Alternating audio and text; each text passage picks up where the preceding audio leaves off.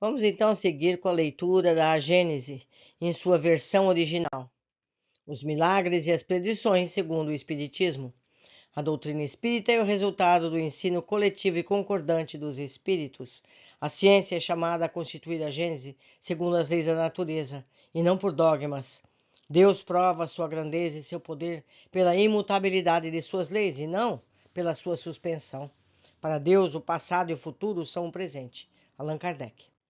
Prodígios a morte de Jesus. Ora, depois da 6ª hora do dia até a 9ª, toda a terra tornou-se coberta de trevas. Ao mesmo tempo, o véu do templo se dilacerara em dois, desde cima até embaixo. A terra tremera, as pedras fenderam-se, os sepulcros se abriram, e vários corpos dos santos que estavam no sono da morte ressuscitaram e saíram de suas tumbas após sua ressurreição, vieram para a Cidade Santa e foram vistos por várias pessoas. São Mateus, capítulo 27, versículo 45, 51 a 53. Meus amigos, é estranho que tais prodígios acontecendo no mesmo momento em que a atenção da cidade estava fixa no sepulcro de Jesus, que era o acontecimento do dia, não tenha sido notado, já que nenhum historiador fez menção dele. Parece impossível que um tremor de terra de toda a terra, coberta pelas trevas durante 3 horas, em um país onde o céu está sempre numa perfeita limpidez, tenha podido passar despercebido. A duração dessa obscuridade está bem próxima da de um eclipse do Sol. Mas esse tipo de eclipse só se produz na lua nova, e a morte de Jesus ocorreu durante a lua cheia, no dia 14 do mês de Nissan, dia de Páscoa dos judeus. O obscurecimento do Sol pode também ser produzido pelas manchas que se nota em sua superfície. Em caso semelhante, a claridade da luz fica sensivelmente debilitada, mas jamais ao ponto de produzir a escuridão nem as trevas. Supondo-se que um fenômeno desse gênero tenha ocorrido nessa época, teria sido uma causa perfeitamente natural. Nota 194. Há constantemente na superfície do Sol manchas fixas que seguem seu movimento de rotação e têm servido para determinar-lhe a duração. Mas essas manchas aumentam por vezes de número em extensão e em intensidade, e então se produz uma diminuição da luz e no calor. Esse aumento no número de manchas parece coincidir com certos fenômenos astronômicos e a posição relativa de certos planetas, o que lhe causa o retorno periódico. A duração desse obscurecimento é muito provável. Por vezes não é mais do que 2 ou 3 horas, mas em 535 houve um que durou 14 meses. Nota de Allan Kardec. Meus queridos, como o Espiritismo nos permite, eu faço aqui a minha observação. A gente tem que saber, tem que lembrar que o calendário não está certo. Cálculos mais recentes nos mostram que pode ter até 6 anos de erro no calendário. Então, pode sim ter havido um eclipse? Pode sim, não é verdade? E muita coisa pode ter acontecido. A gente não pode dizer que tudo não foi assim. Mas vamos continuar com a leitura. Quanto aos mortos ressuscitados, é possível que alguma pessoa tenha tido visões ou aparições, o que não é nada excepcional. Mas como não se conhecia as causas desse fenômeno, afigurava-se que as aparições de indivíduos saíram do sepulcro. Os discípulos de Jesus, emocionados com a morte de seu mestre, sem dúvida associaram esse fato com algum outro isolado, aos quais não teriam prestado nenhuma atenção em outra circunstância. Seria suficiente que um fragmento de rocha se soltasse nesse momento para que as pessoas predispostas às maravilhas aí vissem um prodígio e que, amplificando o fato, tenham dito que as pedras se partiram. Jesus é grande por suas obras e não pelos seus quadros fantásticos, dos quais um entusiasmo pouco esclarecido acreditou vê-lo envolvido. Aparições de Jesus após a sua morte. Mas Maria Madalena permaneceu fora, perto do sepulcro, derramando lágrimas enquanto chorava, inclinou-se para olhar dentro do sepulcro. Ela viu 2 anjos vestidos de branco, sentados no lugar onde havia estado o corpo de Jesus, um à cabeceira e o outro aos pés. E eles lhe disseram: Mulher, por que chorais? Ela lhe respondeu: é que levaram meu senhor e eu não sei onde ele foi posto. Tendo dito isso, ela se voltou e viu Jesus em pé, sem saber que fosse ele. Então Jesus lhe disse: mulher, por que vós chorais? O que procurais? Ela, pensando que se tratasse do coveiro, disse-lhe: Senhor, se fosse vós que o conduziu, diga-me onde o pôs e o transportarei. Jesus lhe disse: Maria. Logo ela se voltou e lhe disse: Raboni, isto é, meu mestre. Jesus lhe respondeu: não me toques, porque eu ainda não subi ao meu Pai. Mas ide encontrar meus irmãos, dize-lhe a minha parte: eu subo até meu Pai e vosso Pai, até o meu Deus, o vosso Deus. Maria Madalena veio, pois, dizer aos discípulos que ela havia visto o Senhor e que ele lhe tinha dito essas coisas. São João, capítulo 20, versículo 14 a 18. Naquele mesmo dia, dois entre eles foram a uma aldeia chamada Emaús, longe 60 estádios de Jerusalém, falando entre si sobre tudo o que havia se passado. E ocorreu que, quando se entretinham, conversavam juntos, Jesus veio, ele próprio, juntar-se a ele, e se pôs a caminho com eles. Mas seus olhos estavam fechados, a fim de que não pudessem reconhecê-lo. Fechado, ele quer dizer, com um pano, né? Estava com aquele pano de proteção do sol. E ele lhes disse: de que conversais assim, caminhando, e de onde vindes, e por que estáis tão triste? Um deles, chamado Cleofás, tomando a palavra, disse: sereis o único estrangeiro em Jerusalém que não sabia o que se passou esses dias aqui? O que? Indagou-lhe. Eles responderam: a respeito de Jesus de Nazaré, que foi um profeta poderoso ante Deus e ante todo o povo, e de que maneira os príncipes, os sacerdotes e nossos senadores o entregaram para ser condenado à morte e o crucificaram. Ora, esperávamos que fosse ele que resgataria Israel. Entretanto, após tudo isso, eis o terceiro dia que essas coisas se passaram. É verdade que algumas mulheres das que estavam conosco nos surpreenderam, porque, indo antes do amanhecer a seu sepulcro e não encontrando o seu corpo, elas vieram dizer que os anjos mesmo apareceram a elas e lhes disseram que ele vivia. E alguns dos nossos, tendo estado também no sepulcro, encontraram todas as coisas como as mulheres haviam narrado. Quanto a ele, não o encontraram. Então ele lhes disse: ó insensatos, cujo coração tarda a crer em tudo que os profetas disseram. Não era preciso que o Cristo sofresse todas essas coisas e que entrasse assim na glória? E começando por Moisés, em seguida por todos os profetas, explicava-lhes em todas as escrituras o que tinha sido dele. Quer dizer, aqui Jesus já está dizendo. Os profetas tinham dito que ele iria sofrer todas essas coisas. Está tudo dito. Continuando, quando estavam próximos da aldeia, para onde iam, pareceu que ele ia mais longe, mas eles o forçaram a ficar, dizendo-lhe: demorai conosco, porque é tarde, e que dia já está em seu declínio. E ele entrou com os dois. Estando com eles à mesa, tomou o pão e o benzeu, e tendo-o partido, deu a eles. Ao mesmo tempo, seus olhos se abriram e eles o reconheceram, mas ele desapareceu diante dos seus olhos. Então eles disseram um ao outro: não é verdade que o nosso coração estava ardente em nós quando ele nos falou no caminho e que nos explicou as Escrituras? E se erguendo à mesma hora, eles voltaram a Jerusalém e encontraram os 11 apóstolos e os que permaneciam com eles estavam reunidos e disseram: o Senhor está realmente ressuscitado e apareceu a Simão. Então eles narraram também o que lhes aconteceu no caminho e como o tinham reconhecido e o fracionamento do pão. Enquanto conversavam, Jesus se apresentou no meio deles e lhes disse: a paz seja convosco. Sou eu, não tenhais medo. Mas na confusão e o pavor que estavam possuídos, eles imaginaram que viam um espírito. E Jesus lhes disse: por que vos perturbais? E por que se cria tanto pensamento em vossos corações? Olhai minhas mãos, meus pés, e reconhecereis que sou eu mesmo.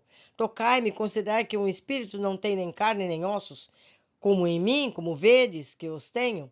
Após ter dito isso, mostrou-lhe suas mãos e seus pés. Mas como não acreditavam ainda, de tanto que estavam transportados de alegria e admiração, ele lhes disse: tem aqui alguma coisa para comer? Eles apresentaram-lhe um pedaço de peixe assado e um favo de mel. Ele os comeu antes deles, e tomando os restos, deu a eles e disse: eis o que vos dizia quando ainda convosco, que era necessário que tudo tenha sido escrito de mim na lei de Moisés, nos profetas e nos salmos, se cumpriu. Então, o Jesus, assim como ele foi buscar o asno, ele teve que repetir tudo que estava dito nos livros de Moisés, para que o Sinédrio o reconhecesse como o Messias. Mas nós sabemos, meus amigos, que nem assim. Ao mesmo tempo, abriu-lhes o espírito a fim de que entendessem as Escrituras e lhe disse: É assim que está escrito, e é assim que era preciso que Cristo sofresse e que ressuscitasse entre os mortos no terceiro dia, e que se pregasse em seu nome a penitência e a remissão dos pecados em todas as nações, começando por Jerusalém. Ora, sois testemunha dessas coisas? Eu vou vos enviar o dom de meu Pai, que vos prometi. Mas, entretanto, demorais na cidade até que vos sejam revestidos da força do alto. São Lucas, capítulo 24, versículo 13 a 49. Ora, Tomé, um dos 12 apóstolos, chamado Dídimo, não estava com eles quando Jesus veio. Os outros discípulos lhe disseram então: Nós vimos o Senhor. Mas esse lhe disse: Se eu não o vir em suas mãos e a marca dos cravos que o pregaram, se eu não colocar o meu dedo no furo dos cravos e a minha mão na chaga do seu lado, eu nunca acreditarei. 8 dias após, os discípulos estando ainda no mesmo lugar, e Tomé com eles, Jesus veio às portas, estando fechadas. Quer dizer, Jesus passou nas portas fechadas. E ele se tocou no meio deles e lhe disse: A paz esteja convosco. E ele disse em seguida a Tomé: Colocai aqui o vosso dedo, considerai minhas mãos, chegai também a vossa mão e pôrdes aqui no meu lado, e não sejais tão incrédulo, mas fiel.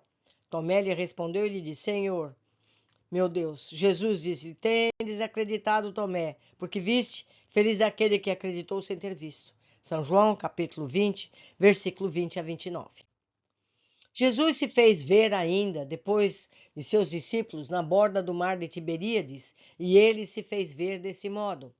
Simão Pedro e Tomé, chamado Dídimo, Natanael, que era de Canaã, na Galiléia, os filhos de Zebedeu e outros de seus discípulos estavam reunidos. Simão Pedro lhes disse: Vou pescar. Eles lhe disseram: Nós iremos também convosco. Foram-se, pois, e entraram num barco, mas nessa noite nada pegaram. Tendo vindo amanhã, Jesus apareceu sobre a borda da praia, sem que seus discípulos conhecessem que era ele.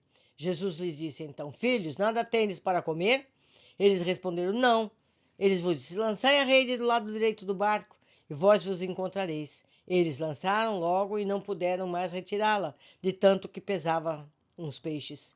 Então o discípulo de Jesus amava disse a Pedro: É o Senhor. Simão Pedro, tendo percebido que era o Senhor, quer dizer, Jesus, vestiu sua roupa, porque estava nu, e se lançou ao mar. Os outros discípulos vieram com o barco, e como não estava longe da terra, senão em torno de 200 côvados, eles aí tiraram a rede cheia de peixes. São João, capítulo 21, versículo 1 a 18. Após isso, ele os levou afora, para Betânia. Tendo lavado as mãos, eles o benzeu, e, embezendo, separou-se deles e foi arrebatado ao céu. Quanto a eles, após tê-lo adorado, voltaram a Jerusalém cheios de alegria, e estavam sem cessar no templo louvando e bendizendo a Deus. Amém. São Lucas, capítulo 24, 50 a 53. As aparições de Jesus após sua morte são relatadas por todos os evangelistas com detalhes circunstanciados, que não permitem duvidar da realidade do fato. Elas se explicam, aliás, perfeitamente pelas leis fluídicas, pelas propriedades do perispírito e não apresentam nada de anormal com os fenômenos do mesmo gênero, dos quais a história antiga e contemporânea oferece numerosos exemplos, sem excetuar a tangibilidade. Observando momentos todos, os caracteres de um ser fluídico. Ele apareceu inopinadamente e desaparece do mesmo jeito. É visto por uns e não por outros, sob aparência que não o fazem reconhecido, mesmo por seus discípulos. Ele se mostra em lugares fechados, onde um corpo carnal não poderia penetrar. Sua linguagem não tem a naturalidade da de um ser corpóreo, tem o tom breve e sentencioso, particular dos espíritos que se manifestam dessa maneira. Todas as suas atitudes têm algo que não é do mundo terrestre. Sua presença causa, algumas vezes, surpresa, outras temor. Seus discípulos, vendo, não lhe falam com a mesma liberdade, sentem que não é mais o mesmo homem. Jesus mostrou-se com seu corpo perispiritual, o que explica que só tenha sido visto por aqueles a quem tenha querido se fazer ver. Se tivesse tido um corpo carnal, seria visto pelo primeiro que chegasse, como um ser vivo. Seus discípulos, ignorando a causa primária do fenômeno das aparições, não se deram conta dessas particularidades, que eles provavelmente não notaram. Eles viam Jesus e o tocavam, e para eles esse devia ser seu corpo ressuscitado. Capítulo 14, número de 14 a 35 e 38. Enquanto a incredulidade rejeita todos os fatos realizados por Jesus, porque têm aparência sobrenatural, e os considera sem exceção como lendários, o Espiritismo dá à maior parte desses fatos uma explicação natural. Prova-lhe a possibilidade, não somente pela teoria das leis fluídicas, mas pela identidade com os fatos análogos produzidos por uma multidão de pessoas, nas condições mais comuns, já que esses fatos estão, de alguma maneira, no domínio público. Não provam nada, em princípio, tocante à natureza excepcional de Jesus. Nota 155. Diz a lei. Os numerosos fatos contemporâneos de curas, aparições, possessões, dupla vista e outros que estão relatados na Revista Espírita são lembrados nas referências anteriores e oferecem, até nas circunstâncias e detalhes, uma analogia tão marcante com as que reporta o Evangelho, que a similitude dos efeitos e das causas permanece evidente. Pergunta-se, pois, por que o mesmo fato teria uma causa natural, atualmente, e sobrenatural em outrora? Diabólico entre alguns e divino entre outros? Se fosse possível descolocar aqui a respeito de uns e outros, a comparação seria muito útil, muito fácil. Mas o número e os desenvolvimentos que a maior parte necessita não o permitem. Nota de Allan Kardec. E eu lembro a vocês, meus amigos, que há manifestações em que o espírito fica completamente tangível. Ele fala, ele anda, ele pode ser tocado. Isso é real, certo? Vejam os fatos que aconteceram no lar de Frei Luís. Lá isso aconteceu durante muitos anos, o médico se materializando e fazendo cirurgias. Continuando. O maior dos milagres que Jesus fez, que atesta verdadeiramente sua superioridade, é a revolução dos seus ensinamentos fizeram no mundo, apesar da exiguidade de seus meios de ação. Em efeito, Jesus, desconhecido, pobre, nascido em condições mais humildes, entre um pequeno povo quase ignorado e sem preponderância política, artística ou literária, pregou apenas 3 anos. Durante esse curto espaço de tempo, ele é menosprezado e perseguido por seus concidadãos, caluniado, tratado como impostor e obrigado a fugir para não ser apedrejado. É traído por um dos seus apóstolos, renegado por outro, abandonado por todos, no momento em que cai nas mãos de seus inimigos. Ele só fez o bem e por isso não o colocava ao abrigo da malevolência, que causou contra ele os próprios serviços que prestava. Condenado ao suplício reservado aos criminosos, morre ignorado no mundo porque a história contemporânea cala-se a seu respeito.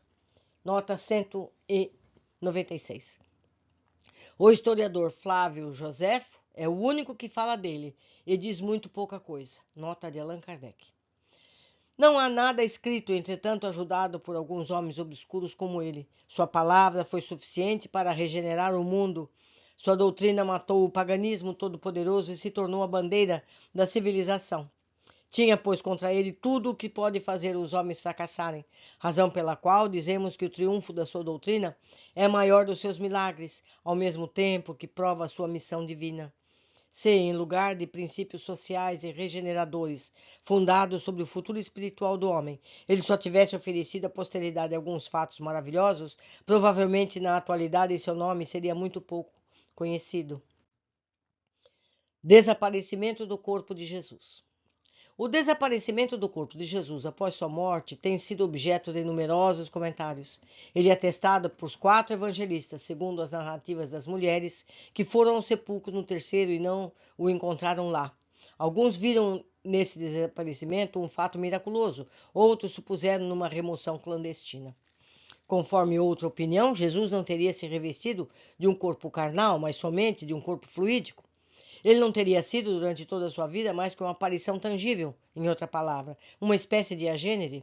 Seu nascimento, sua morte e todos os atos materiais de sua vida teriam sido apenas uma aparência, e assim dizem que o seu corpo, retornando ao seu estado fluídico, pôde desaparecer do sepulcro, e é com esse corpo que ele teria se mostrado após sua morte. Sem dúvida, tal fato não é radicalmente impossível, de acordo com o que sabemos hoje sobre a propriedade dos fluidos, porém seria ao menos completamente excepcional, em oposição inequívoca com as características dos agêneses, capítulo 14, número 36.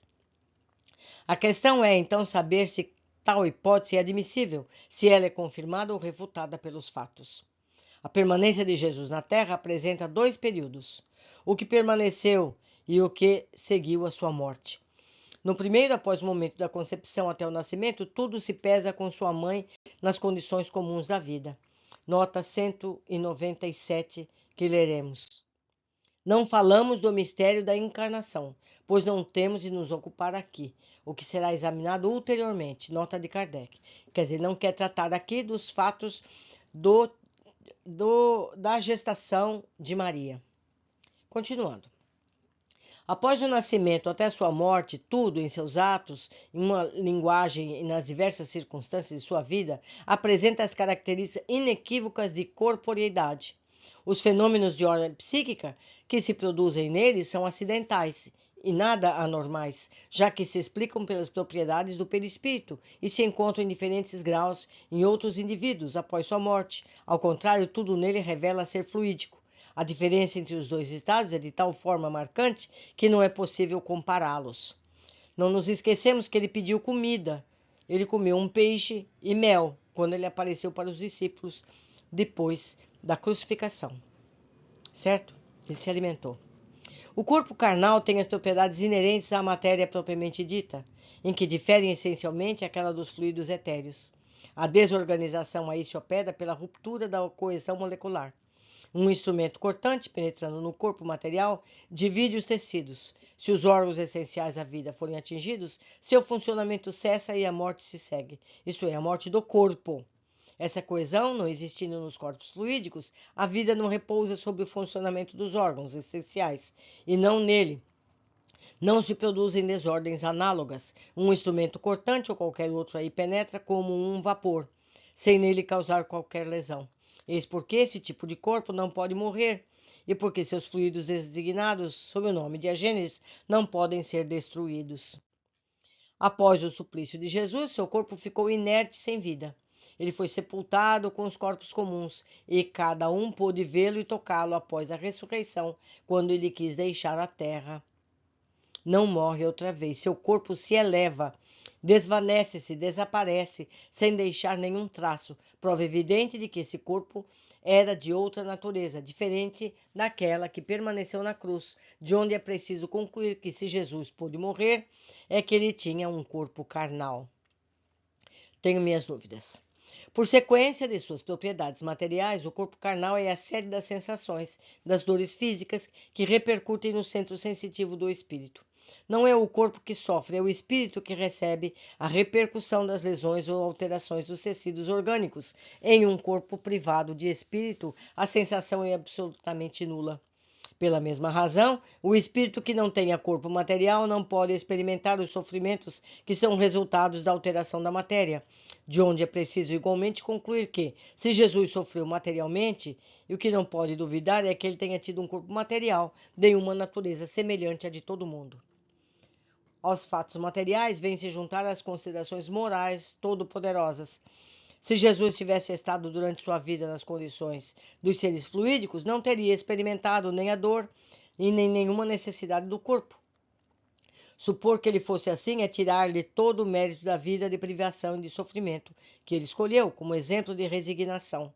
Se tudo nele fosse apenas aparência, todos os atos de sua vida, o anúncio reiterado da sua morte, a cena dolorosa do Jardim das Oliveiras, sua prece a Deus, afastar um cálice e seus lábios, sua paixão, sua agonia, tudo ter seu último brado no momento de render ao espírito, teria sido apenas um vão simulacro para enganar quanto à sua natureza e fazer crer no sacrifício ilusório de sua vida, uma farsa indigna de um simples e honesto homem com mais forte razão de ser tão superior, ou seja, ele teria abusado da boa-fé de seus contemporâneos e da posteridade.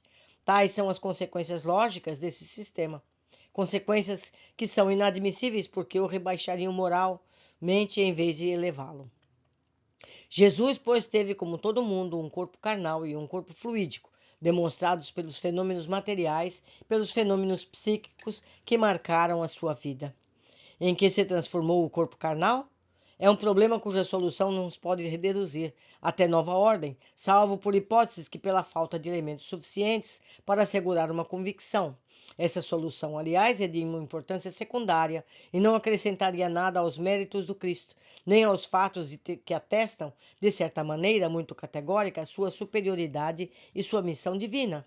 Não pode, pois, haver sobre o modo como esse desaparecimento aconteceu, mas que opiniões pessoais que teriam valor apenas se fossem confirmadas por uma lógica rigorosa, assim como pelo ensinamento geral dos espíritos. Ora, até o presente, nenhuma das questões foram formuladas recebeu a sanção desse duplo controle. Eu recomendo novamente o estudo dos fenômenos que ocorrem no lar de São Luís. É possível uma desmaterialização. Os espíritos podem desmaterializar qualquer objeto, eu falo qualquer objeto, e materializar em outro lugar.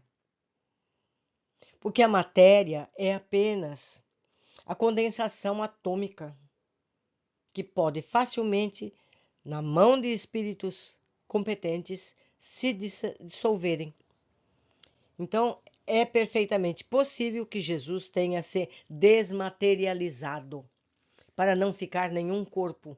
Tanto que está lá o sudário, que até hoje as pessoas não conseguiram dizer que aquilo é uma mentira. Continuando. Nota 198.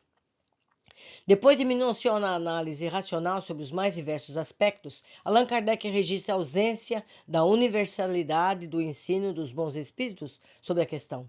Este duplo controle é basilar e obrigatório para a aceitação de qualquer novo conceito fundamental da doutrina espírita por Kardec. Enquanto isso não tenha ocorrido, será considerada simples opinião, quer tenha vindo de um homem, quer de um espírito. Considera-se, portanto, que Jesus, pois, teve, como todo mundo, um corpo carnal e um corpo fluídico, além de todas as consequências derivadas desse fato para o entendimento da doutrina espírita. Nota do editor. E assim como nos disse Kardec, nós não temos conhecimento suficiente. Tudo é possível que tenha sido feito. Nós não temos capacidade para entender o que se passou. Não temos maturidade espiritual também. Vamos aguardar.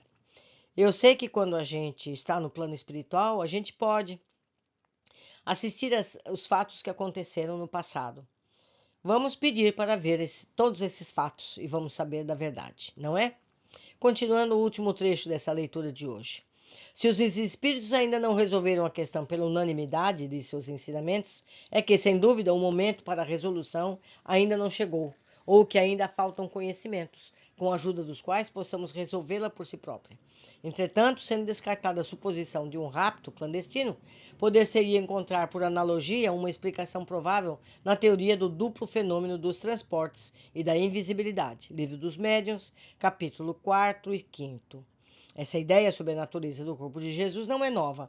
No século IV, Apolinário de Laodiceia, chefe da seita dos apolinaristas, pretendia que Jesus nunca tinha sido um corpo como o nosso, mas um corpo impassível, que descera do céu no seio da Santa Virgem e não teria nascido dela, que assim Jesus não era nato, não tinha sofrido, não estava morto, senão em aparência. Os apolinaristas foram excomungados pelo Conselho de Alexandria em 360, no ano de Roma em 374 e no de Constantinopla 381. Ou seja, meus amigos, concluímos que nós não temos maturidade para conhecermos a verdade, assim como não temos condições de entender muita coisa ainda. Então vamos ter paciência. O que é importante é a doutrina de Jesus, e não se o seu corpo era físico ou não, se ele apareceu ou não, se ele voltou ou não. Nada disso importa. Tudo isso aconteceu para que os do Sinédrio se convencessem de que ele era o Cristo. Para nós isso não é necessário. Então sigamos com o Evangelho, que é o que importa. Por hoje ficamos por aqui. Aguardo todos vocês na próxima leitura.